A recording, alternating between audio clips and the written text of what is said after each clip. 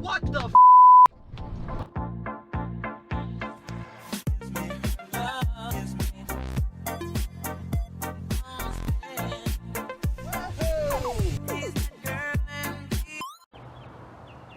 All right, it's just a real quick clip of my newest purchase. I'm fighting daylight here to get it off of the dolly, which is not as easy as you would think with these Lesabres, because I buy these all the time. The nose sticks out so far from the front wheels, at least on my dolly, and dollies I've owned in the past, that it always clips the front bumper unless you put several pieces of wood in several different places as you back it down. So I was able to get it on here without doing any damage, and I want to do the same taking it off, because you can see this front bumper is immaculate. No scratches, no cracks, the lip's in perfect shape. But I wanted to give you a quick look at it. Fresh arrival, 2003, I think, or one. I don't even remember, to be honest. For the price I paid for it, I didn't care what year it was. Buick Lesabre, 3.8 obviously, Series 2, 72,000 miles. One family car. It's on its second owner, but one family car. I believe it was the grandfather and then the uncle that owned it in the family lineup. And as you can see, it's been in a collision. It was rear-ended. Not terribly, definitely fixable. I did a real good inspection of everything. The worst of the damage is that this is kind of pinched in a little bit over here. This left rear corner, which I should be able to pull that back out pretty simply. This deck lid is damaged, and I can get a million of these in this color at the junkyard for probably 40 bucks, so that's no problem. I'll replace that, and obviously gonna have to replace the tail light assembly as well, at least the center pieces. The bumper, that may just pop right back out, I'm not sure, but even if I have to replace that, 30 bucks that you pull it, not a big deal. And there's no the crash bar behind the bumper, which you can even, well, you can't really feel it, but that's perfect. I checked that. The only unfixable damage by just swapping parts is this corner that got pushed in. Now you can see obviously it caused this to kink a little bit over here. Again, I should be able to, with a chain and a ratchet, pull this back out a bit. I paid 150 bucks for this Lesabre. It was listed for about a month. The starting price was $1,000. They dropped it to $750.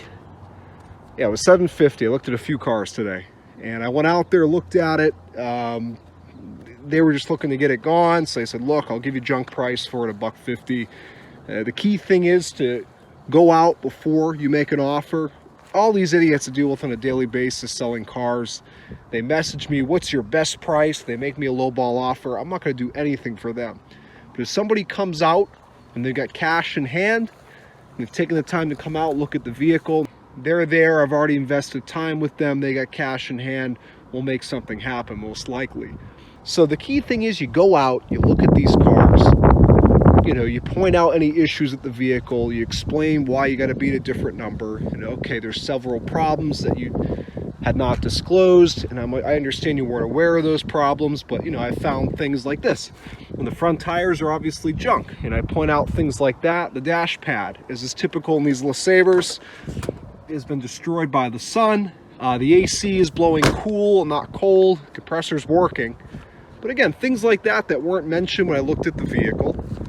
And I said, okay, based on all that, what's your best price you can do? And I always like to let them put the first number out. If they don't, which in this case, he didn't want to put a number out there, I said, not to insult you, but for this to be worth my time and the risk involved with it, because you never know, I might not be able to fix this back here, and they'll never have a trunk that closes properly, and obviously it's going to affect the value. So I say, based on all that, you know, my offer would be junk price, because it's a junk car at this point. To anybody else, it needs to be fixed. And he was more than happy with that. This window motor is not working. It's working, but the window's off the tracks. The regulator's bad. You know, some minor issues here and there, but it runs real well. I didn't even drive it, to be honest, because at that price, I mean, I could pull the wheels off this and scrap the car and get my money back and then some. So $150 is what I paid.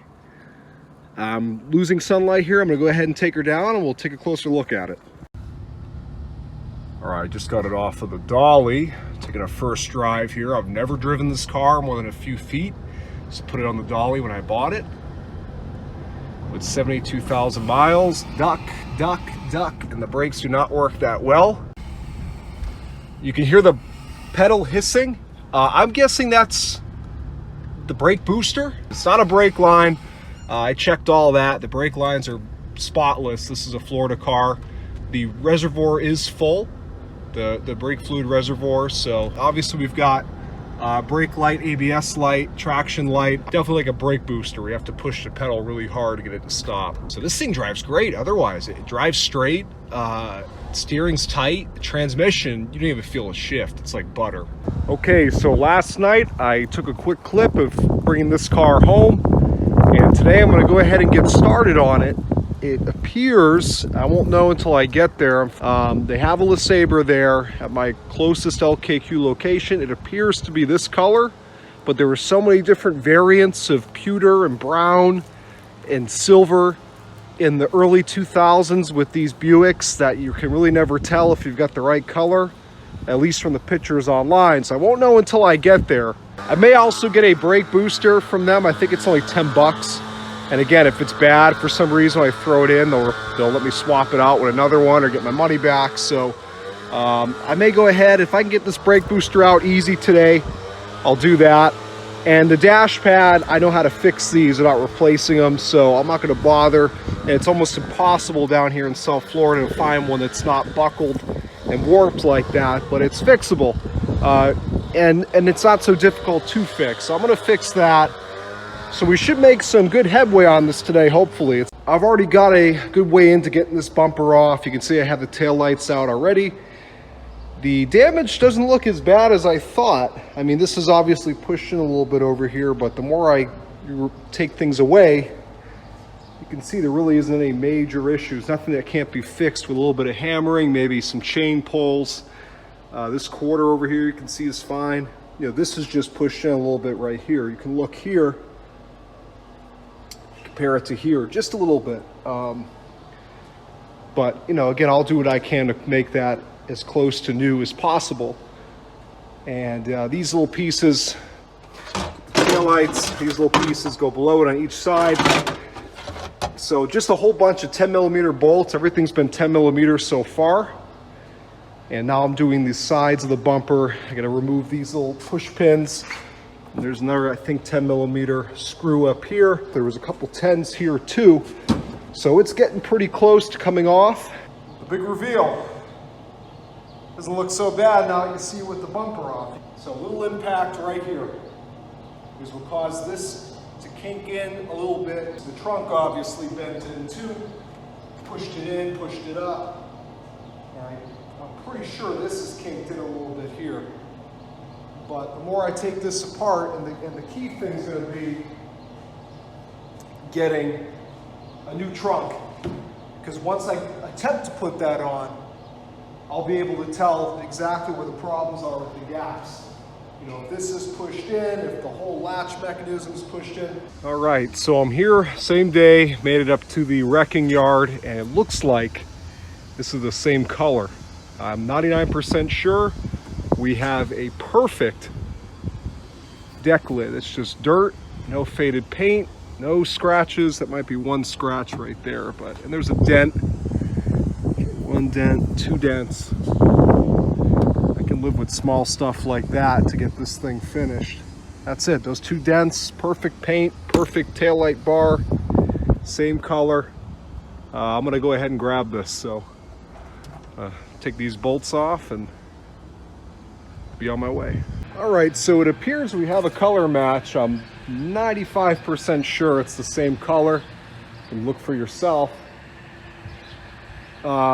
So I've got the old trunk off. I forgot to undo the harness, so I'm just doing that now.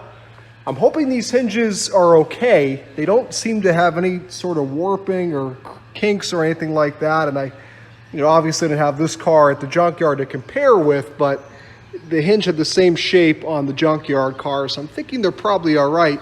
You could actually see on this trunk that the it slid a little bit. You could tell the bolts had moved from it being hit, but I'm hoping the hinges did not take any damage in that impact. If they did, I can go back and get the hinges from that car. Unfortunately, I got real close to getting the brake booster out of the parts Lesabre at the junkyard. I had 2 bolts left, everything else disconnected out of the way. They were very hard to reach bolts down by the pedal assembly, and I wanted to travel light when I went into the junkyard. I didn't want to be carrying my big toolbox, so I thought I brought all the tools that I needed. Unfortunately, I brought a 14mm wrench by accident instead of a 15, and I have my socket set, but there's just no room for the sockets for the last 2 bolts. I gotta go in there with a wrench, and the junkyard closed. They kicked me out, so I'm gonna have to go back tomorrow, which isn't a huge deal. It's not that far away, and I may grab some other things tomorrow as well. But I really wanted to get at least this trunk tonight so I can see just how bad the damage is when I put it on, see if everything's gonna line up okay. So that's that. So I'm gonna go ahead and disconnect this harness from the trunk and swap over the new one. And by the way, the cost, the LKQ has this habit of, you know, I feel like they rip you off a bit because, you know, the website says 30 bucks for a trunk lid like this. I knew the taillight bar would cost me more. They charged me 40 for that, which I don't think is too bad because they usually charge you 30 bucks per taillight. And I thought they were really gonna try to rip me off and say these are each individual taillights, but they only charged me for 1 medium assembly, which was 40. I'd almost say it's a large assembly, so I think they kind of helped me out there, but they charged me 20-something bucks, 22 bucks for this, they call an electric motor, which I don't believe it's electric at all. I mean, the only thing electric about it is when you pop the button in your key, it opens up the trunk, but it's not an electric pull-down motor. But they didn't want to hear it. I tried to make the argument, and usually, every time I go there, I haggle them down on stuff and give them a hard time. So I think they had about enough of me today and said, nope, that's what it is. There's no other way to put it in the computer. If I don't need this, I'm assuming this got damaged by the impact in terms of the angle of it. But if it isn't damaged, and if it's the same as the other one, I'll take it off the new trunk and return it tomorrow. And that way, at least I get my 22 bucks back. So with tax, it was $107 for the trunk lid, the light bar, and the electric motor there. Whew, I'll tell you what, I almost had a heart attack, and I'm not even exaggerating. I mentioned at the junkyard, these deck lids or trunk lids, whatever you want to call them, they're very heavy for whatever reason. I mean, it is an old Buick, so they're known for being heavy cars with heavy doors, but these things are really heavy. And it was not easy for me to put this thing on here myself. I actually had to stand in the trunk, and I had to lay it at one point on the back glass. I'm hoping I didn't scratch it up too bad, but I had no other option. To get into position, to lift it up, and the bubble wrap I had to protect everything fell, but thank God I didn't do any damage. So crisis averted. I've got it on here. I think I have it lined up about where it needs to be. At least this side, you can tell it lines up perfectly with the old vehicle it was in, the paint. And you can see over here, it's a little off, but I have the bolt holes all at the same position. So you really can't go by the paint or go by the bolt holes. So I can always make adjustments. But here's the moment of truth. We'll see if this thing will even close. And if it doesn't, again, then maybe because I didn't put it far back enough. But we'll see what happens here. One thing's for sure, it's definitely the same color. Okay, just want to make sure we're not going to clip anywhere. Okay, and then make sure I have the key in my pocket because the trunk was not open. Well, it's disconnected, the harness. Make sure it's not pinching. Okay, so it's not closing. But again, I may not have lined it up. It's damn close, I'll tell you that much. Interesting, unless this thing doesn't look like it's in the best of shape. But it seems like it's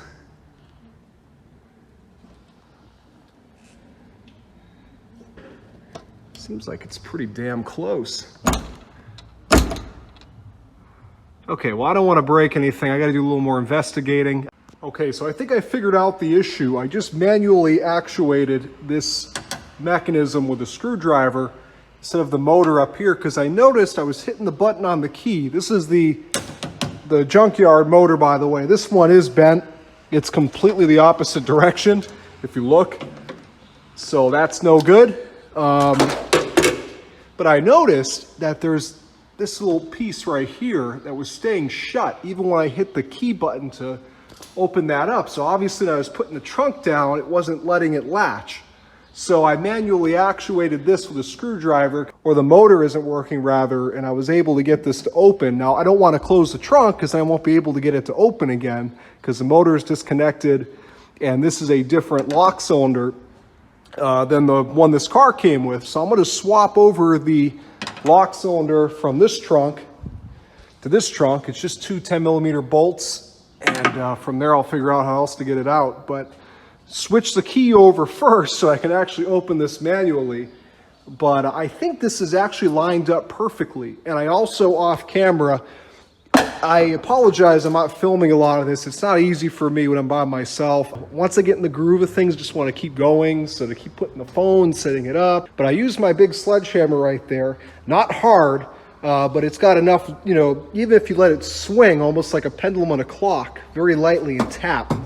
It's got enough force that I was very gently pushing this corner back out, and it's already lining up a lot better. It's almost perfect. I don't know if you remember, before this was a lot more kinked up, and now it matches the other side. So I pretty much have this back to normal, and even this seems to be more straight now because I hit it over here a few times, hit it over here a few times. You can see, you know, one little swing of the hammer there. I went a little crazy, but I think I've got this thing pretty much perfectly lined up. All right, so I had to run back home and find a deep socket 10mm, but I was able to take off both of these. This one's just laying loose. I was able to take off both of these center taillight assemblies. This is the lock that came with the junkyard trunk. I'm gonna swap it out right now with the original lock, which is right here.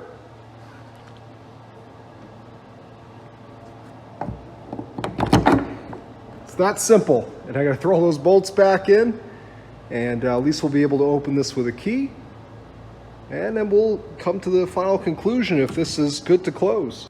All right, so the harness for the bulbs here in this is the new one from the junkyard. This is bad, and I think I know why. So these ones that have water, that's the other side. So take a look over here. Oh yeah, you can tell already. You can tell already. This harness is shot. None of the bulbs are working. So I pulled the harness from the other one. Initially I thought all the bulbs were bad. I just said, geez, that's crazy, but I guess, you know, it's possible. So I pulled all these bulbs from the other one, which is working. The old light bar, which is all damaged, but the bulbs are working. And it turns out it's actually just the harness that's bad. So I'm gonna go ahead and switch over the harness, put those good bulbs in, and hopefully everything's working. All right, so as you can see, I've got all bulbs working. Fortunately, I keep a stash of those bulbs, those license plate light style bulbs, in my toolbox over there. So they're all working, plate lights, the whole light bar, everything's working. So I'm gonna go ahead and button this up. Reconnect the new harness, well, the harness from the original taillight assembly to the new taillight assembly, pop it all back in, and I did already test. I guess I'm giving this away, but the trunk does close. I switched the lock, so I was able to do that without being worried. It does close, it does open, it works as it should. Still some small adjustments I need to make. I got plenty more time to mess around with the adjustments, but it already is 100 times better. Got the trunk on. I finished up the big tail light, put the new harness in from the other light, which is working great. And I went to close it after putting the tail lights back in because I wanted to see how the fitment would be. And the first time I went to close it, it wouldn't close. It would, but you had to force it, and the tail lights were touching. You know, that's why it wouldn't shut. So I took my sledgehammer, which I did earlier, like I said, and I banged out both these corners a little bit more, And now you can see, I've been making small adjustments, hammering a little bit, checking, hammering, because you don't want to overdo it. Better off taking your time, a little bit of hammering at a time. So you can see this side is pretty much perfect. I mean, I can make some small adjustments, but the impact was over here. This is the area I'm still working on, which a few minutes ago, these two were touching still, overlapping. Now you can see we have a gap here. So obviously the gap is larger on this side because this is where the impact was. It pulled in this quarter a little bit. And that's why now you've got this bigger gap. So, but this trunk lid that I bought also isn't perfect. You can see it's got a crease right here. So this might even be a little bit off. But right now I'm working with the actual quarter damage. We're gonna do everything we can to make it perfect. Sorry, okay, no, that's all junk stuff. The electric works, or the key, which I switched. This is the key for this car. I switched the lock cylinder, so now you can use the key to open it. But this closes, it opens. Again, I could leave it at this. I'm being careful because I don't want to hit something too hard or mess with it too much and then something breaks and it was all for nothing. So I'm taking the sledgehammer. The area I got to keep hitting is right down here. We just give her a little.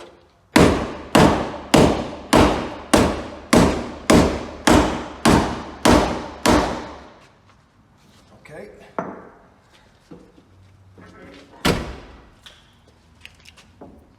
Oh, better. Better yet. Better again. You can see this is starting to get more lined up. So, you know, obviously this should be flush, or pretty close to flush. It's GM. Let's not give them too much credit with fit and finish, but it's not perfectly flush over here. I'd say it's almost perfect. You know, again, this is satisfactory. A little more room for improvement over here. So I'll keep wailing at it like I just showed you, but every time I do that, it's getting better and better. And give me the camera. You remember the big dent that was here? Because I've been hitting this quarter over here and pushing this back out, the dent popped out. It's gone. Oh. I thought I was going to have to use my dent puller on that, but it's gone. I was just about to show the dent. It's gone. Excellent. I'm going to do a little more hammering, very light hammering, just to get it a little bit better, but I don't want to push my luck because I got that dent out. All right, so I didn't give up. I know when we last rolled the camera, I'm like, oh, this is good, but I spent a lot more time on it, making adjustments to both the latches and, you know, additional hammering. I went with a smaller hammer to really get some fine touches, and you can see this is so close to perfect. I'd be a fool to mess with it even anymore. This is flush now. The trunk with the rear fenders here, it's flush. It's not, there's no big lip. If you go to the side, you don't see a lip in the trunk like you used to. This is flush. This is flush. Everything is flush. If you look down here, the chrome's flush. The gaps are almost perfect. I had to move the trunk a little bit to the left to close these gaps up about the same. The only issue we have, it's not even the car's fault, because of this kink right here in the trunk that's made this gap a little bit bigger here. But again, this quarter panel's fixed. This is straight as it's gonna be. I've been probably another hour, so I shut the camera off, making the smallest little taps and adjustments and pulls to get this all to tie in flush. So the only little gap you have here is because of this kink here. And there's a slightly bigger gap right here. Flush, flush, flush, flush. Flush all the way back. Flush here. The chrome all lines up. And that's just the way these cars are. Because you can see these are lined up perfectly. And up here it's just a little bit higher. I double checked on that. So this is as good as it's going to get, and everything still works. Watch. Trunk release. It closes fine. Use the key. Case closed. This is done. This car is almost as good as new. So, and what I spent, $100 on a trunk lid, no body work needed, no paint work needed, have to bring it anywhere. just a good old sledgehammer and a smaller hammer and some good estimates and guesstimates, and everything is flush and good and tight. And tomorrow, because it's getting late here and you can tell I need a shower.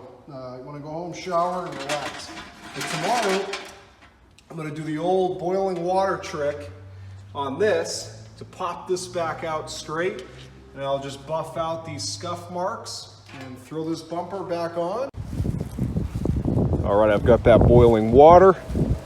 I haven't done this in a minute, but I believe you just pour it slowly onto the affected area. Oops, well, I had to get it up at the top there.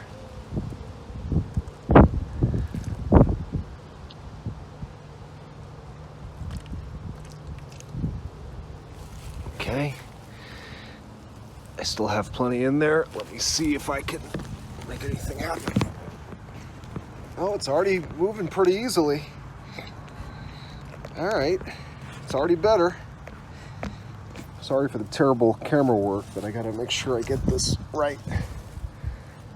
Now, let me pour the rest. I think this is what you're supposed to do. You're supposed to do it on both sides.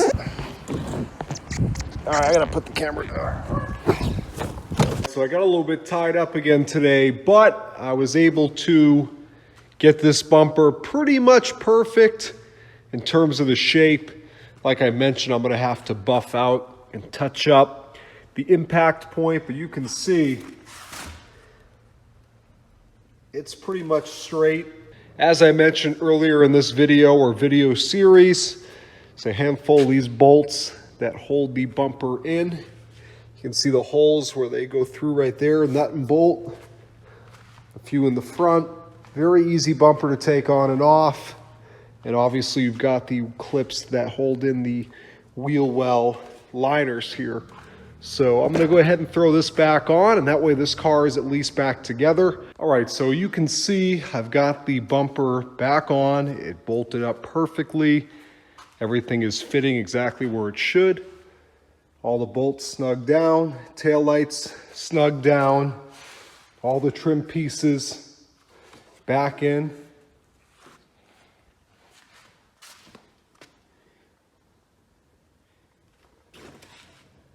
Perfect fitment of the bumper, no unusual gaps. The rear fender liners and even the pins I was able to reuse because I took them out the right way. Everything is back in the way it should be.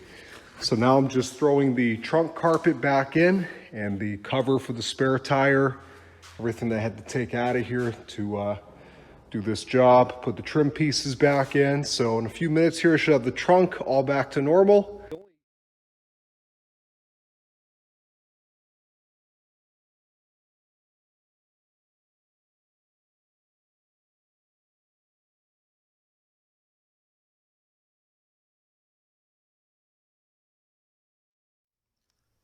All right, so here's a clip that was actually supposed to be at the very end of this video. This video is very long. I'm going to break it down into multiple parts. This is part one, me fixing up the back of the Buick. And I worked on this car for several months, a little bit at a time. I had other cars in my inventory, obviously. And the Buick, I took care of the rear end right away. And then later on, I started doing some of the mechanical. And later on, I did more mechanical and some more cosmetic. But I waited until the very end, right before I put the car up for sale, to take care of the scuff marks on the bumper. You could see in the previous clip that I got the dents out of the bumper using boiling water. But again, I didn't even do anything in terms of buffing and compounding the car until I put it up for sale. And that's when I got rid of the scuff marks. So that's why I'm showing you this clip here, which you'll see again at the end of the part 3 or 4 of this video, depending on how long it takes me, how long the rest of the videos end up being when I edit them. But this is what it looked like when it was 100% done. I also made some more adjustments to that left quarter panel. If you look here, you can see that the gap is even better. Could I have spent more time to get that gap even more perfect? Of course I could have, but you got to remember it's a almost 20-year-old vehicle. There was no reason to go that crazy, and my concern was if I hit that quarter panel with the sledgehammer too much, kept hitting it out, that would end up pushing it too far out and causing it to kink in the quarter panel the opposite direction. It just wasn't worth going that crazy. Again, I'm not a professional body shop by any means, so I was very happy and comfortable with the way it came out here. You can see if you weren't looking for it, you'd have no idea that the rear end was repaired. So that's the finished product. To be honest, I had a clip that I filmed right after before I had finished this, when I did a few more adjustments to the rear quarter before I compounded out the bumper. But I think it's gone because around the same time I was working on this Buick, I had that Honda Pilot. This is months ago, and some of those clips got intermingled. So here's a good look at it. You'll see more of the car obviously in the next few parts of this video that I upload, but this is a good shot of how the rear end looked when it was done. So anyway, keep an eye out for the next few parts. I'm going to be putting them up over the next week or so, and thanks for watching, and keep an eye out for the next one.